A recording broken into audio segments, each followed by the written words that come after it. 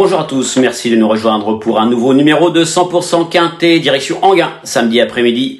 Dans la quatrième course, le prix du Roussillon, une épreuve réservée des chevaux âgés de 7 à 10 ans n'ayant pas gagné 246 000 €, 2150 mètres à parcourir, et l'autostart qui lâchera les 16 participants, 8 en première ligne et 8 en seconde. On aperçoit le tableau, l'As Goldmancourt. Ce qui m'inquiète un petit peu, c'est qu'il n'est déféré que des postérieurs. Il a pour lui d'être sur la montante, il l'a prouvé dernièrement. Un numéro correct, voilà, s'il avait été déféré des 4 ou même plaqué devant comme il a l'habitude de l'être, je l'aurais retenu un peu plus haut, mais je l'ai glissé qu'en fin de sélection. Le numéro 2, Démocrate, n'a pas convaincu ces derniers temps, mais attention, son entraîneur m'a confié que dernièrement, s'il n'était pas parti au galop, il aurait joué un très bon rôle. Il est prêt, très bel engagement, il va aller devant. Est-ce qu'il va conserver un petit quelque chose? Peut-être. Gasoline Duceux, le numéro 3, on va en reparler.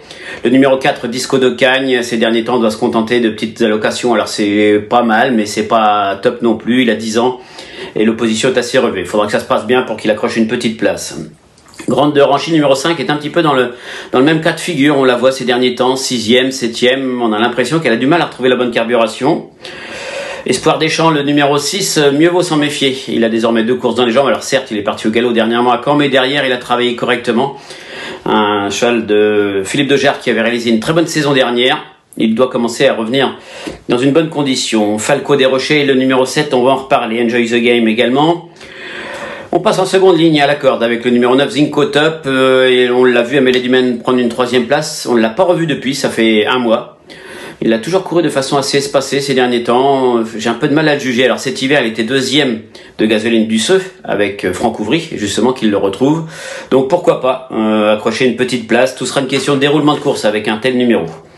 Elixir Win, le numéro 10, on va en reparler. Hérode Ludois, le numéro 11, reste sur une sortie encourageante à Cherbourg. Il a 3 courses dans les jambes. Cyril Chenu dit qu'il faut s'en méfier. Avec le bonnet, apparemment, il est plus motivé pour celui qui a une petite place en bout de combinaison. Forsica du Rocher, le numéro 12, a beaucoup de mal à convaincre ces derniers temps, même dans les épreuves réclamées. Le numéro 13, Girl de Bassière, c'est ma favorite, on en reparlera. Filarette du Verger, le numéro 14. Attention à Filarette du Verger. Dernièrement, Philippe Daugeard n'a pas mené à la Daugeard. D'habitude, il patiente, il vient finir, mais là, il s'est montré un petit peu offensif. Il a pris la tête en haut de la montée. Et Filarette du Verger n'a été devancé que tout à la fin par une pensionnaire de Gilles Curens. On notera que les 2 dernières fois que Filarette du Verger s'est présenté à Enghien, sur le parcours qui nous intéresse, c'était l'été 2021, premier. Donc voilà, on retient. Galon de Vire, le numéro 15, et Fossoyeur, le numéro 16, ont un peu le même profil. Ils se plaisent sur les courtes distances piste plate. D'ailleurs, Galon de Vire avait gagné un quintet sur ce parcours au mois de mars. Mais voilà, ils n'ont pas été gâtés par le tirage au sort. C'est pour cette raison que j'ai préféré en retenir d'autres. Allez, on fait le papier.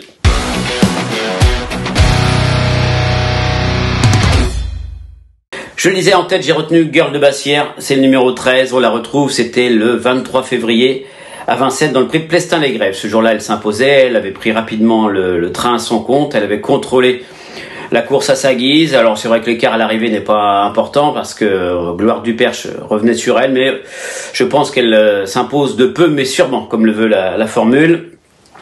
Elle a eu le droit à des vacances bien méritées parce qu'elle avait gagné quand même, aligné même 4 succès cet hiver à Vincennes, pris 2 accessites, des petites vacances. Dernièrement, une rentrée à Caen, elle était ferrée lourd. Ce n'est pas une bonne droitière. Cette fois-ci, elle est prête. Cyril Chenu nous a confié, d'ailleurs vous pouvez retrouver l'article de Cyril Chenu dans le pariture de ce vendredi, où il vous dit tout sur Girl de Bassière notamment. Et c'est une jument qui a tout à fait les moyens de reprendre le cours de ses succès, même si c'est vrai qu'il faut négocier à la seconde ligne, mais c'est vraiment une chic jument. Alexandre Abrivard était appelé à la rescousse puisque Yoann Le Bourgeois est sous le coup d'une mise à pied. Ça devrait bien se passer, on l'a vu sur ces images, elle devançait Gasoline Duceux. La fois d'avant, elle avait déjà devancé Gasoline Duceux. Bon, elle se retrouve dans des conditions peut-être différentes puisque Gasoline part en tête et Girl de Bassière en seconde ligne, mais ça devrait bien se passer. En toute logique, j'ai retenu Gasoline Duceux, le numéro 3. En 2e position, alors on la retrouve, c'était fin mai, le 27 mai, dans le Prix du Rhône. Ce jour-là, elle était très bien partie, reléguée sur une 3e ligne à la corde. Elle avait dû patienter avant de très bien finir. Alors c'était une épreuve bien composée. Il y avait beaucoup de 5 ans, des 6 ans. Elle n'était devancée que par l'excellente Isla Jet. C'était une performance excellente. Depuis, son entraîneur a préféré faire l'impasse sur différents engagements et attendre ces conditions de course favorables au plafond des gains. Elle se plaît, on le sait, sur ce parcours. D'ailleurs, elle a couru 3 fois sur ce parcours. Elle avait pris également une place, et une fois disqualifiée, mais elle s'apprêtait à prendre une place dans une épreuve remportée par de très bons chevaux. Je crois qu'il y avait un bon cheval de Sébastien Garato, dont le nom m'échappe, Grit of Madrid, et le gagnant, je sais plus, mais bref, c'était un tout autre lot. Donc voilà, Gasoline du Seu est dans son jardin. Elle a repris de la fraîcheur volontairement. Mathieu Abrivard la connaît. Un bon numéro, tout est réuni pour que ça se passe bien. Enjoy the Game, le numéro 8. Alors je l'aurais certainement retenu en tête s'il avait eu un parcours dans les jambes. Mais il n'a pas couru depuis le mois de février. Alors 4 mois et demi, ça m'inquiète un petit peu. On le retrouve, lui, c'était début décembre, sur un 2100. C'est pour ça que j'ai choisi cette course de référence. Il était venu en tête à mi-montée. Ensuite, il avait contrôlé la course à sa guise. Il avait placé un démarrage à mi-ligne droite et il s'était mis rapidement hors de portée de ses rivaux. C'est vraiment un chic cheval. Il a réalisé une super saison dernière. Alors, il avait gagné ensuite sur les 2007 de la grande piste.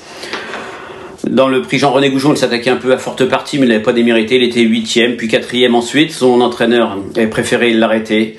Un entraîneur très habile, Eric Bondeau. Un driver non habile, Eric Raffin. Voilà, il y a un numéro en dehors, une petite course de rentrée qui ont fait que je l'ai retenu qu'en 3e position, mais s'il venait à gagner, ça serait pas une surprise. D'ailleurs, il a couru 2 fois sur ce parcours l'automne dernier, premier. Elixir Win, le numéro 10, alors on le retrouve lors de sa récente rentrée. C'était une rentrée de 6 mois, on le voit à Langon.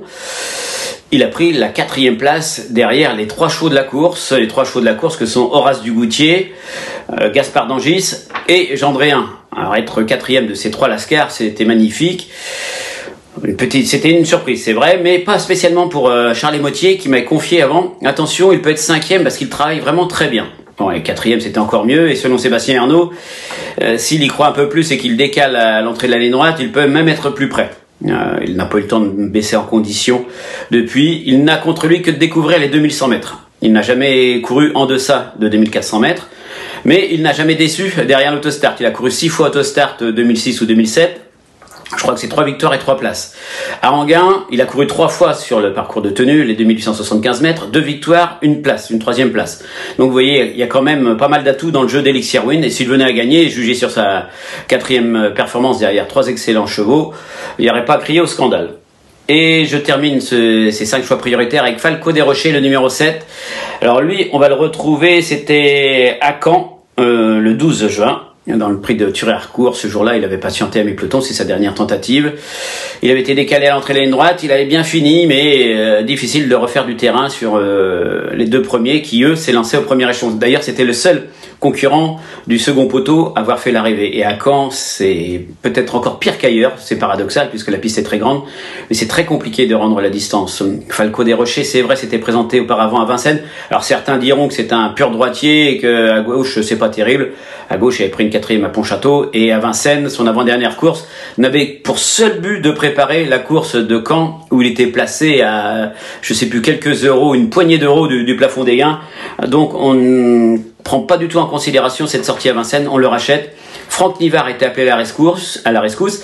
Axel Lenoir n'a cédé sa place au sulky de Falco des Rochers qu'à une seule reprise. C'était avec Franck Nivard l'été 2021 et ces deux-là étaient 2e à Cabourg. Là, c'est un engagement favorable. Alors, c'est vrai qu'il y a un peu de concurrence. Mais avec l'aide de Franck Nivard, un cheval en forme, des tournants bien relevés d'Anguin qui vont se prendre, j'y crois. Faut surtout pas faire l'impasse. Donc voilà, c'est choix prioritaires.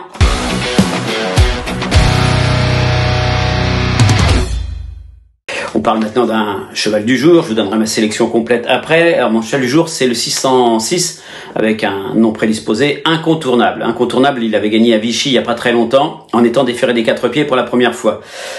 Dernièrement, il évoluait ferré à Laval. Cette fois-ci, il est D4 sur une piste plate, donc 2e fois déféré des 4 pieds. Il a déjà bien fait à Anguin lorsqu'il était entraîné chez Jean-Philippe Dubois. Il a tout pour jouer les premiers rôles, disputer la victoire et même gagner ce 606 incontournable. Allez, la sélection, le 13, le 3, le 8, le 10, le 7. On rajoute le 14, Filaret du Verger, l'As Goldmancourt et le 6, Espoir des Champs. 13, 3, 8, 10, 7, 14, As et 6. Merci à tous de nous avoir suivis et à très bientôt pour un nouveau numéro de 100% Quintet. Merci à vous d'avoir suivi cette vidéo. Alors pour vous abonner à notre chaîne YouTube, c'est ici. Et pour suivre encore plus de vidéos Paris Turf, c'est de ce côté.